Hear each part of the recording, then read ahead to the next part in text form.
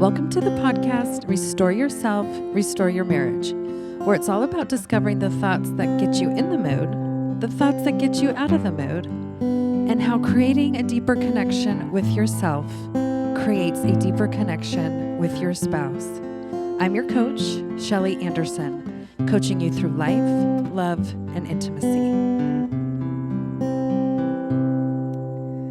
This is episode number 109, Intimacy Beyond Sex, Necessary for a Healthy Marriage.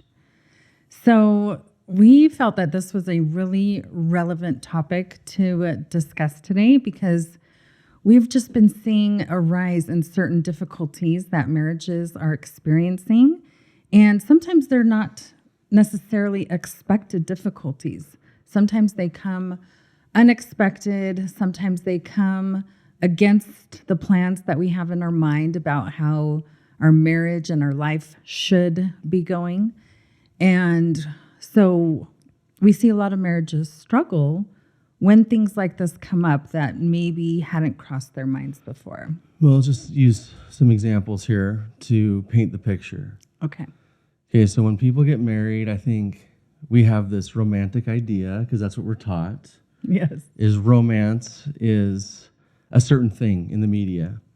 And you get married, and we work a lot actually with people who are preparing to be married, and we help them to prepare and to understand what to expect and what marriage is and isn't in a lot more realistic way and perspective, and I think that's very helpful.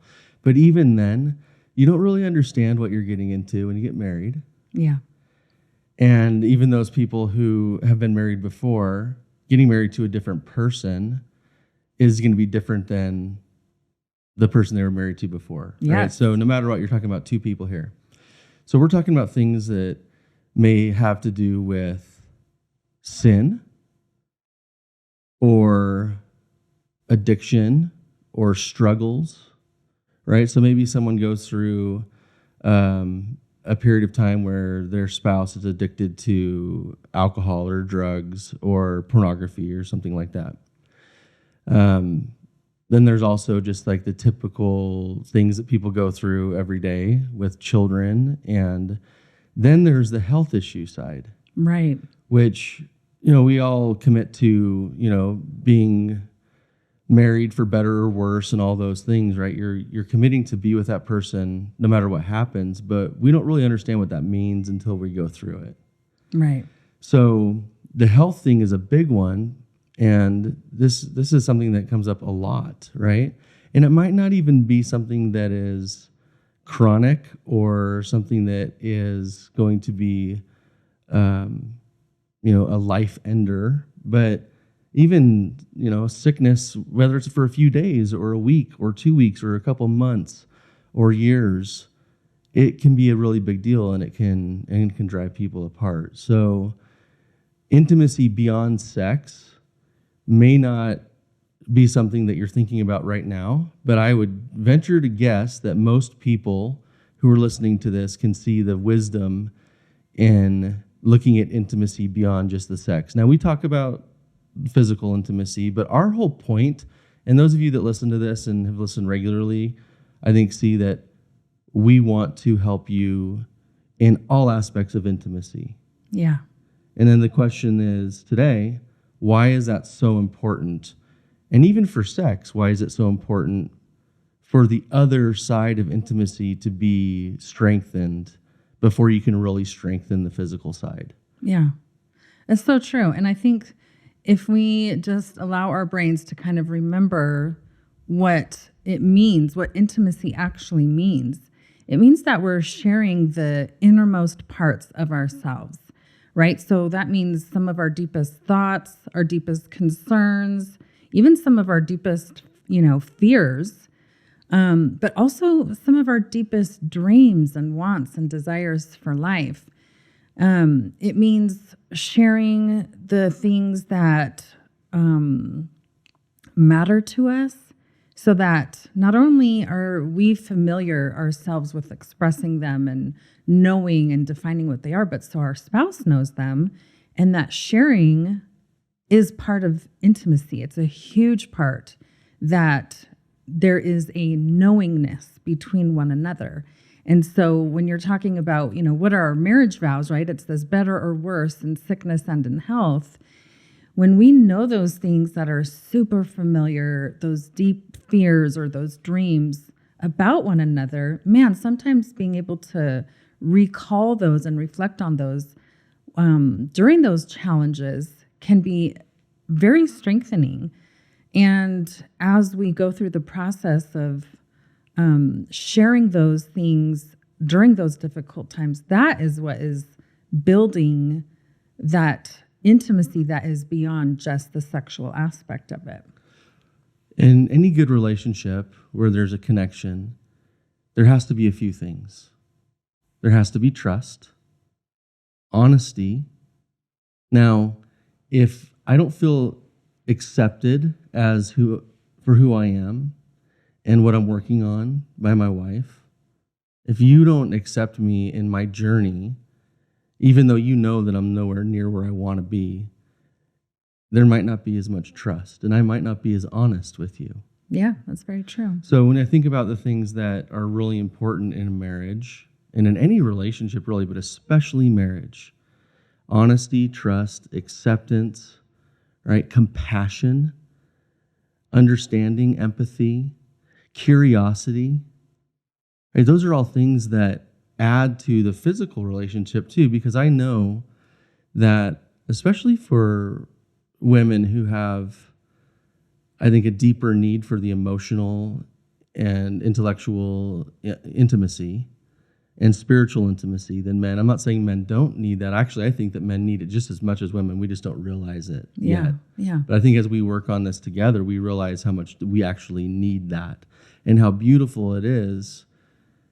But we also are thinking about the physical side when we get married, and because of the way that we're built and the challenges we have to overcome, it doesn't become as apparent. And so when I think about you, as you've had those needs in our relationship, if I'm not focusing on those and I'm not empathetic or sympathetic about those, and I'm just thinking about the physical side, I know that the physical side is never going to be fulfilling to me unless I'm just a jerk and very selfish and just using you for sex.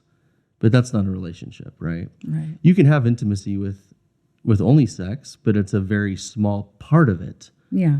Or you can have intimacy without sex, which is actually a much larger, deeper, intimate relationship than the opposite. Yes, that's true. So why not work on all of it? Yeah, that's such a good point. It's like it's not the same. Like if you were just to focus on, the sexual side, it's not the same benefits as if you actually take into account that there's so much more to intimacy, and you're focusing on those. It's like, yeah, that's a great point. So let's discuss some of the things that couples can do when they are faced with some of these challenges. Like if they're faced with challenges that have to do with their health, or that have to do with differences of opinion, whether it's political or parenting or spirituality. Let's talk about some of these challenges and ways that they can work through them, for themselves on an individual basis, but also like how that really improves the marriage and keeps the marriage healthy. It's interesting because we're going to be talking about some situations where the health maybe is in question and are starting to decline, but to keep the relationship healthy, we're going to need to keep a few things in check. Yeah. So the first thing we want to talk about is what are our expectations? I think most of us, like you were saying, we go into marriage and we view all the romance of it, like, oh, we're going to do this and we're going to finish school, or we're going to get this career and we're going to live here and this is what our house is going to look like. We have all these visions of how it's going to all play out. And then reality hits and things don't go according to how we imagined. And we get mad about that. What's amazing about this is I think about our life and how our life, many things have gone the way that we wanted them to go. And we've been very blessed, but many things have not. Yes. But I wouldn't say that those things that haven't gone the way we thought they would or wanted them to, I wouldn't say that those things aren't part of our dream. Right. And it's because when you're close to somebody and have a connection, and it's not just about sex, it's about the trust and the safety and, the affection and all that. When you're going through life together, look, here's the bottom line. We all change. Yes. So the person that you married over the years, that person is not going to be the same person. They're going to change. And so as an individual, if I'm changing and you're changing, if we're not doing everything we can to be connected, we are just going to be farther and farther apart as we go down this path. Because, you're going in one direction, your navigation is going, northwest, my navigation is going northeast. Hopefully we're still improving as people, but we're becoming farther and farther apart. And I know for a fact, because of my relationship with you, that when our navigation is going in the same direction, I'm improving way more than I am otherwise. If I'm going away from you, then I can't improve as much. Yeah. And so it really is a symbiotic relationship. It is a dependent relationship, even though we are independent to whatever degree. Right. We are also dependent on each other. And so if I get sick, let's say all of a sudden I have cancer, I have a trust that you're still going to love me. Okay, now that's not easy. Right. And even though we can say that we still love that person, it's still going to be difficult. And if our relationship has been based on a small slice of the intimacy spectrum, it's going to be a lot harder. Yes. When that comes. Or else if there's a child that has challenges. I mean, we've had a lot of challenges with especially two of our children. Yeah. And that has been very, very difficult for both of us. Yes. But because we've tackled this together, it becomes more of an adventure and more of a challenge to overcome rather than just a terrible thing that is always going to be bad. We're learning together. Yes. That makes a huge difference. It does. And I love what you're saying, because it instantly, as I was listening to you, it brought to mind some clients that have kind of had this phrase that comes out as we're working together. They'll say, "Oh, my husband's so different. He's changed." Of course he has. And it shows me that the expectation was that they weren't going to change, that they were going to stay exactly the same. Or if there was going to be change, it was going to be the change that the wife wanted, right? She was going to get to control the change. And I think that if we think this in our minds, like, oh, he's changed so much, that should be like a little warning sign to us that we have had an expectation for our spouse that they're not supposed to change, or that they need to do things our way if they're going to change. And that's just something we need to recognize within ourselves, that we could be putting all kinds of pressure that's unnecessary, or we could be horribleizing our spouse because we're like, oh, they changed and they weren't supposed to. Well, let me share a personal example, right? So before we got married in my past life, I wasn't living the way that I am trying to live now, right? There was, actually there's a lot of addiction issues, and there was a lot of things that I went through because I was just a young, stupid person. And, just like everyone else, I had my challenges, and I grew up. Yeah. And so I changed a lot to be able to get on a path that I knew would bring me happiness. However, it's always something that I'm going to struggle with the rest of my life. Yes. Is addiction and overcoming those temptations and those challenges. And you could say, let's say that I fell off the wagon and I started drinking every day, and I'm all of a sudden you're dealing with a person who is back and is different because I'm bringing those substances into my life, and that becomes more of a priority, right? Or let's say that I decided not to believe in the religion we both share anymore. These are all things that people who are listening to this are dealing with today. Yeah. And it is a very real thing, and it doesn't mean that something has necessarily gone wrong overall. It's just a challenge you have to get through together. But if you all of a sudden are like, oh, well, he's different, and so I'm not going to accept him the way that he is, and I'm not going to help him through it, well, guess what? He's going to have a lot harder time overcoming it, and you're going to have a lot more hell to deal with unless you're connected and helping him or her to get through this. And now it's easier said than done. I get that. But we're always going to have challenges. Each of us are going to have things that we deal with, whether it is a faith crisis or addiction or, an affair, right? And these are all things you have to learn how to deal with on your own. But if you're not focusing on the intimacy outside of just sex, first of all, those things are probably more prone to happen. Mm-hmm. They're going to happen to some degree or another if you're not connected in marriage. That's just what the world is throwing at us. Yeah. The world is geared toward breaking us up and destroying our marriages and families. And so if we're not strong together, then our vulnerability is very high. Yeah. Okay, so then when we are connected and those things happen, you have a much higher chance of getting through them together and making that a strength in your marriage rather than something that is just terrible and going to ruin everything. Right. And I think it's also really important to remember that, right? Like let's use your example, right? You went through an awesome change because you're like, I want this type of life. I maybe need to put some of these things behind me in the past. And it could be easy as for me as your wife to say, oh, he made these amazing changes. And now our life is going to be beautiful because he's never going to struggle with it again. Right. Right. It's an expectation that is not based in reality. So when we can actually manage our expectations and say, actually, reality is that he probably will struggle with this. It's probably going to come up from time to time. I don't know the frequency. I don't know when that's going to come up.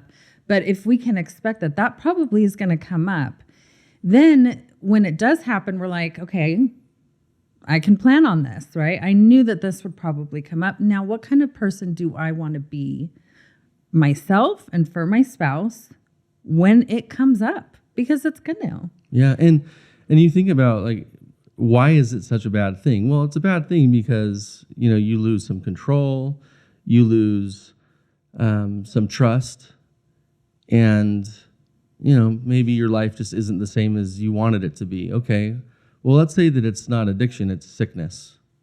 And now all of a sudden I have cancer or some other ailment that changes our life. Well, that's hard too, for many of the same reasons, right? Maybe the trust isn't as much of an issue. Right. But I guarantee you, because it's a challenge, trust can become an issue if we don't handle it the right way. And now all of a sudden your life is totally different because now you're caring for me and we have to go to more doctor's appointments and you have worry that you're going to lose me. What does this mean for everything else in our life? And it's the unknown. And in a lot of ways, maybe that's what we can sum it up as. It's the unknown. Yes. How do we want to handle the unknown? Yeah. And when it shows up? Yeah. And so if you just say that, we need to be ready for the unknown. Yes. That covers almost everything. Yes. It's so true. And as humans, we don't like the uncertainty, right? No. That is one of the hardest things to deal with is the unknown. And we don't like to give up control. Humans, we want to control things, all kinds of things, because then we feel really good inside when we're controlling people and situations and everything. When it's all under our control, we feel amazing. And so, but that's not life. And it can turn really ugly when we try to control a situation that really is out of our control, especially when it comes to what you're talking about, a situation with sickness. If a spouse becomes sick and let's say it is terminal, we cannot control that. We can control many things about how that plays out and how we experience it and how we make decisions and how we're going to approach it. And those things matter a ton. So something that, at least from a life coaching point of view, that really helps as far as a good thought to think when the unknown comes up is this. This is exactly what I'm meant to experience at this time in my life, right? You don't have to like go through and justify all the reasons, but if we can think I'm meant to go through this right now, Yes. then our brain can go on a different mission. Instead of fighting against what's actually happening and fighting against reality, our brain goes, I'm meant to go through this. And then it can kind of shift gears and say, well, what's that going to look like? How do I want to go through this so that it can be the best under the circumstances? Now, what you're saying doesn't mean that you're not going to go through hardship. Correct. Or pain or suffering and all these things. But that's part of why you're meant to go through it, because going through those things is how we grow. But we have to choose how to go through them. Yes. And to be able to say something like that is an amazing thing, because now all of a sudden, psychologically, you're ready for whatever comes more than you would otherwise. Yes. And the reason I think that this sentence to have in our mind is so important is because what we often hear is something like, this was never meant to happen, right? We hear that thought come up, and it's our own fight against reality. And that's a fight we never win. If our spouse gets sick and we say this was not supposed to happen, we never win that fight when we keep thinking that over and over. Well, in some ways, like an illness is maybe even easier to say something like that because you don't choose an illness, right? But let's say it's an affair. Right. You have to deal, like part of living is dealing with other people's choices. Yes. Okay. Let's do everything that we can to avoid an affair or avoid some kind of a coping mechanism that helps us deal with a bitch wife. Right. Okay. And I say that only because, I've talked about this in the past, how sometimes I joke in my mind, like, oh, I'm going to clean these bitch clothes, right? Because sometimes you just say stuff that you don't really mean, but it helps you kind of deal with it. And that's not the best way to deal with it. But I just want to say that because sometimes I'm going to say things that, I say because there are those thoughts and they're real. Yeah. Okay. Like I don't want to admit that I think things like that, but they do cross my mind, and I have to choose to push them out of my mind and not think them. Yeah. But they do cross my mind, and I guarantee you, maybe not that word, but your husband or your wife has those thoughts about you. We all have thoughts like that. Right? And so when I have those thoughts, what do? I'm either going to think about it in a way and choose my thoughts that's a productive thing and do productive things, or I'm going to justify being unproductive and dealing with it in an unhealthy way. And so that's where I think a lot of times affairs can build up over time, right? I think most people don't just wake up one morning and think, oh, I'm going to have an affair today. Right. Right? They start making little choices that lead down a path that makes them more vulnerable, and they let certain things happen. Like they might have a conversation with a woman that they wouldn't otherwise have had, and maybe they start flirting, or maybe they're looking at pornography, but now they take it to the next step. I mean, you start entering these things, letting these things enter into your life, and it opens up the vulnerability. Okay, so that's a different thing, but you can still respond the way that you were just talking about. I am meant to go through this because I'm meant to deal with other people's choices. Even if it's my husband who I love and he's making a really bad choice, all of a sudden he decided he's going to, start smoking weed again. Right. Right? Whatever it is, okay? There's a million things it could be. But there is a difference in how we can think about something that someone chooses and something that someone doesn't choose. But our response to those things can be healthy by saying, I'm meant to go through this because this is an opportunity for me to grow. Again, you're going to go through the pain and suffering, and you're going to go through the hardship and the rejection and all the things that come along with that. But when you choose to have a thought that's more productive, where you can start to see that there is a reason for this, it will also open up the ability for you to deal with it. And for the other person, they're going to see that you're dealing with it in a different way, and they're going to be a lot more open to having a conversation with you about it so that you can figure out how to overcome it. Yeah, so true. So one thing or another thing that I think can be super helpful in situations like this, when we are facing these changes, these challenges, the unknown, is to ask the second question, is how can I level up in my intellect and my creativity in this situation?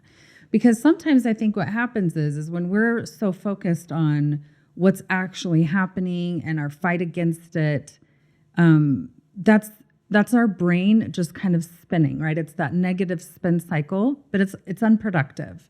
But when we ask ourselves this question, like, how can I level up when it comes to my intellect and creativity when I have a spouse that is struggling with whatever it is?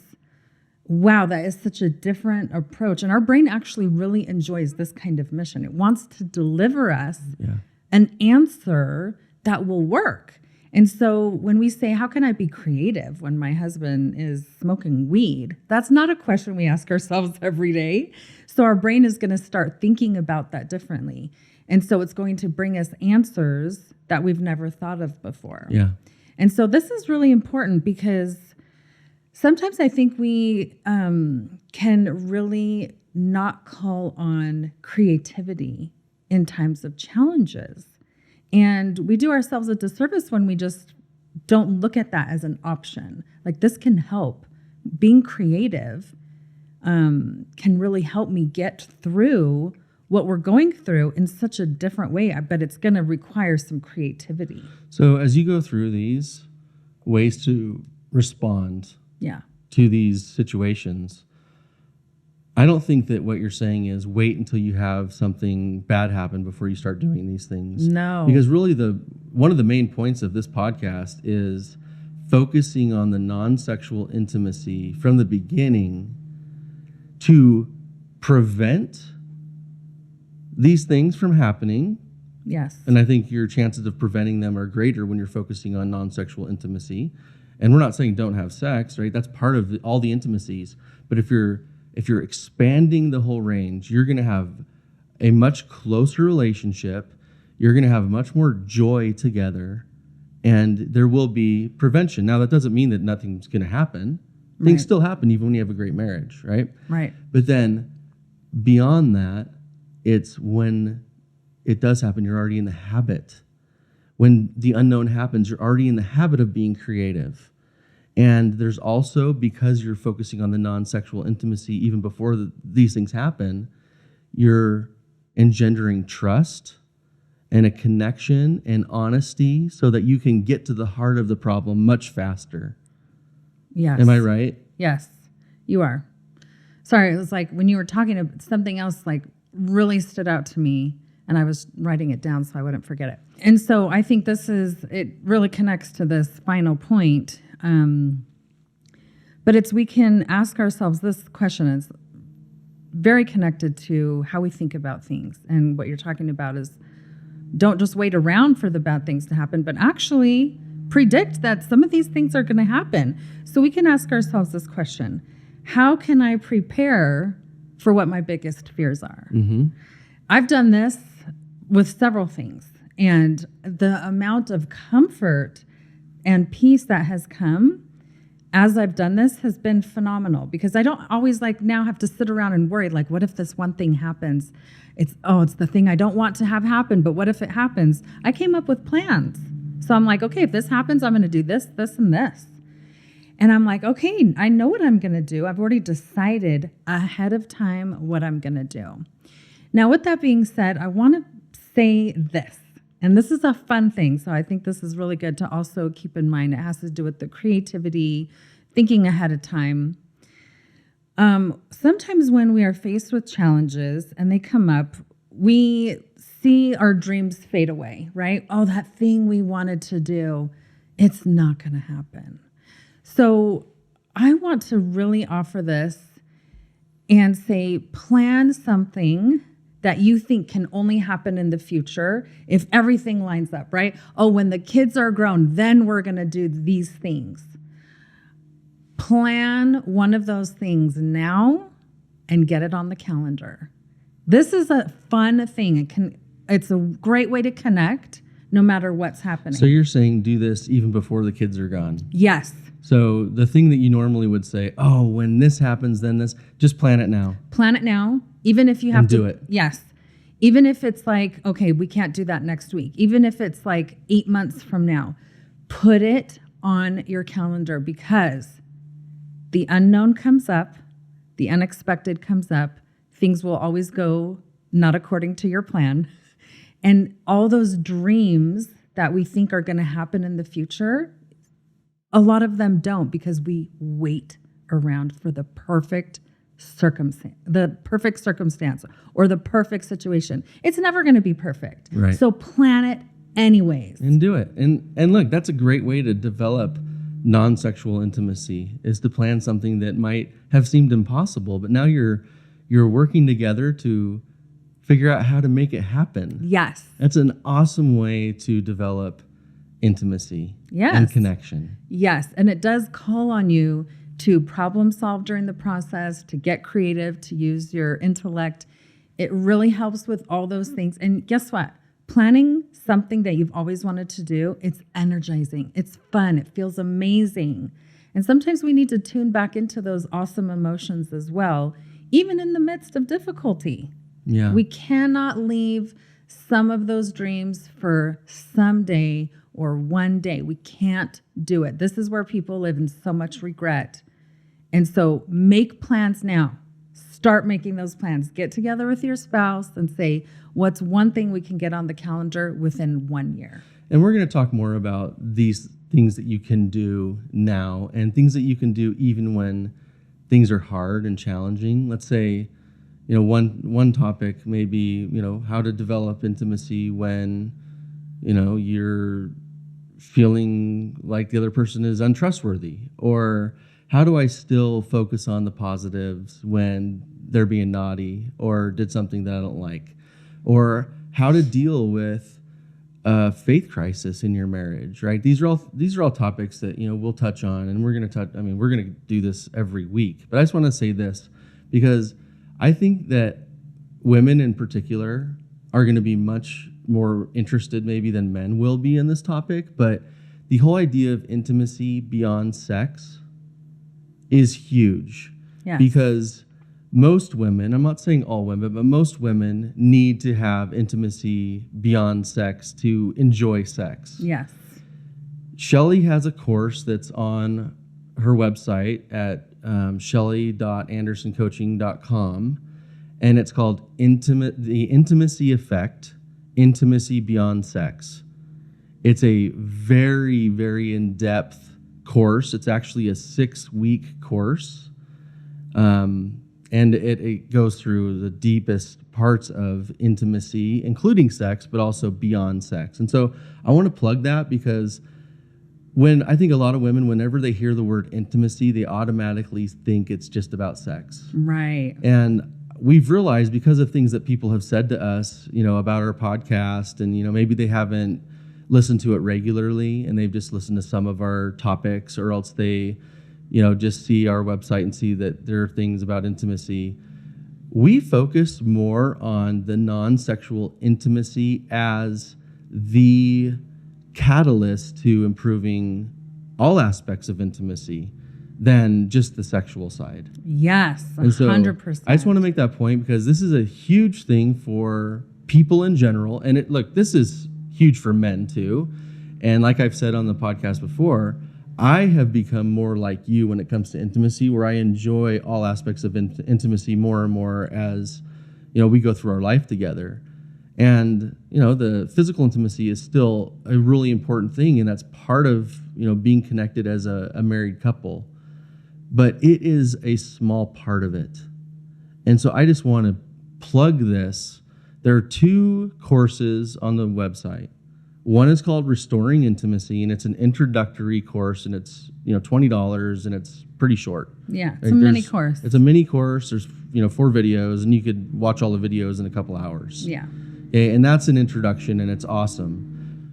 But the deep, very thorough course called The Intimacy Effect, Intimacy Beyond Sex, is well worth your time. It's actually a 7-week, so it's 6 modules. It's 7 weeks, but It is a very thorough course that will take you through the entire spectrum of intimacy.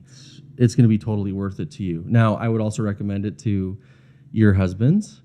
I'm not sure if they're going to be interested in going through it with you or not, but if they are, that's awesome. I wouldn't say that they have to. Don't say like, oh, you have to. It's really geared more toward women. Yeah.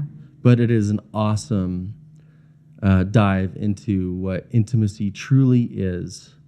And again, when you hear the word intimacy, stop thinking about physical sex. Yeah. Right? That's my recommendation. Intimacy is about all aspects of connection and trust in relationship with another person. And it is the way to happiness. Yes. And I'll just say this final thing for me with that course is that I think when I get a client, I think deep down they know that there's much more to intimacy than just sex. It's hard to find anyone who'll talk about it and address it and say, how do we develop all these other aspects of intimacy? I know there's got to be more than just the sex. And so this course, it addresses this 100%. In this course, we bring back all the thoughts about it, all the emotions that we long to feel and have incorporated in our sexual experience with our spouse. And so there's nothing that we're leaving out. Like, we're finally putting all this stuff back in, and it's been missing from the world and from media. And this is our chance to put it back into the experience for women and for their husbands as well. And hopefully the husbands will go on this journey with you, but here's the thing. It doesn't require them to be on this journey for you to benefit from it, because it really is about you making choices about how you think about this whole topic, and you can benefit whether your husband is or not. And my experience has been that as Shelly started to go through this process, and this is, years in the making, but we've gone through this process together. But as I saw her change, I had a really heightened interest in what was happening to her. And so as I started to become more and more curious, I changed. And our relationship is strengthening every day. Yes. It's not easy. Like, we still go through hard times and we still have our disagreements on things, but we have the tools necessary to really get through whatever it is that we're going through. So anyway, shameless plug, but the reason why we put these courses together is to help people. And if you look at it and you're like, oh, I don't know if I want to go through a 7-week course about this because it's about intimacy and it's all about sex and I'm not interested in that. Well, you're wrong. It's not all about sex. That's part of it. But you will learn about things about yourself and about your relationship that you didn't know. And you will have tools through this course that will give you the ability to deal with the hard things in ways that you never thought possible. So I'm plugging this so heavy right now because I believe in it so much as a man. And as I've seen how it's helped you and all of these, the philosophies, the tools, the way to think about things, the strategies, it has changed the way that you think about intimacy in general and the way you think about physical intimacy as well. Yes. So I'll just say this. If your husband is not interested in any of this, don't be mad. Yeah. Allow him to not be interested in learning about the other aspects of intimacy right away. And allow the change that you go through intrigue your husband. Yeah. Allow your change to intrigue him. That is where the magic is. It really is. It's amazing because I didn't want anything to do with it at first. I was like, what is this crap that you're talking about? But she wasn't saying, Nick, you need to do this, because that was the biggest fear I had when she started down the coaching path. I was like, oh, what is this hokey crap, right? Like, I really had those thoughts. And actually, if you get on our website, shelly.andersoncoaching.com, there is a video in there about me talking about this. Yeah.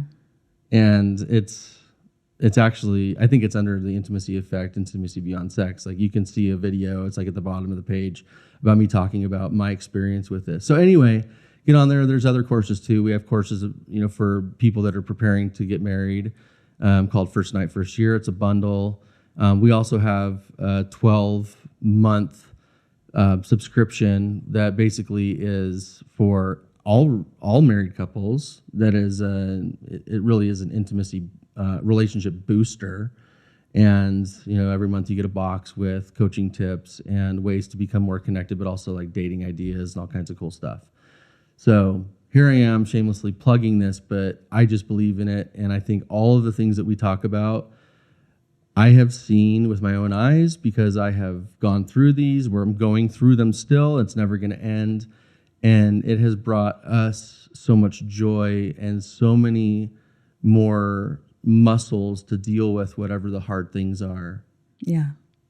So true. And that's not supposed to be like a sexual innuendo.